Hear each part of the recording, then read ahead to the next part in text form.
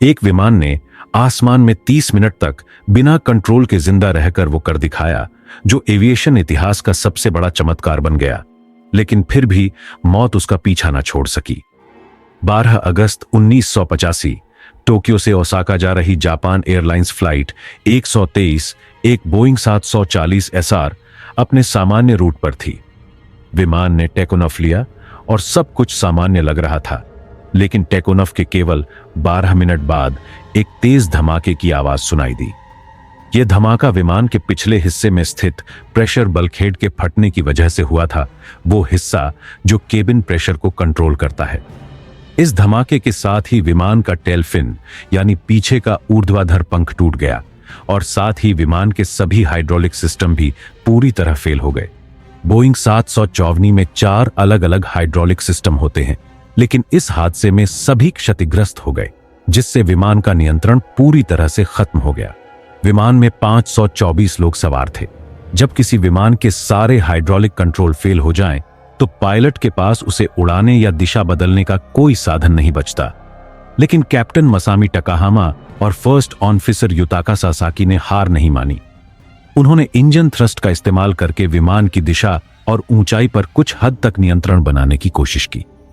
एक समय उन्होंने लैंडिंग गियर को गुरुत्वाकर्षण के सहारे खोल दिया, जिससे विमान में रेसिस्टेंस बढ़ी और उसकी गति थोड़ी कम हो गई।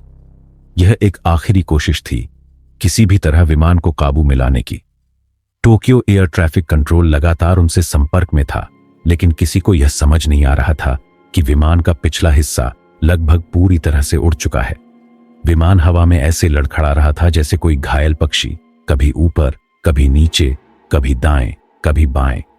इस दौरान यात्रियों ने ऑक्सीजन मास्क लगा लिए थे और कभी गहरी खामोशी तो कभी चीख पुकार से केबिन गूंज रहा था। कुछ यात्रियों ने अपने परिवार के लिए चिट्ठियां लिखनी शुरू कर दी, मानो उन्हें अपनी मौत का एहसास हो गया हो। फ्लाइट 123 ने 32 मिनट तक बिना कंट्रोल के खुद को हवा में बनाए रखा। ये 32 मिनट दुनिया के सबसे दर्दनाक और साहसिक क्षणों में से एक बन गए। अंततः माउंट ताकामेघारा के पास विमान एक पहाड़ी से जा टकराया। टक्कर के बाद विमान का कुछ हिस्सा जल गया और रेस्क्यू टीम्स को वहां पहुंचने में कई घंटे लग गए। इस भीषण हादसे में सिर्फ 4 महिलाएं ही जिंदा बचीं, बाकी 520 लोगों की मौत हो गई। जांच के बाद यह सामने आया कि विमान के पिछले हिस्से में 1978 में जो मरम्मत की गई थी, वह बोइंग के मानकों के खिलाफ थी। इस गलत मरम्मत की वजह से एक छोटी सी दरार बनी, जो 7 साल बाद इतनी बड़ी हो गई कि पूरे ढांचे को नष्ट कर गई। यह सिर्फ एक छोटी सी इंजीनियरिंग गलती थी, लेकिन उसने 520 जिंदगियां छीन ली।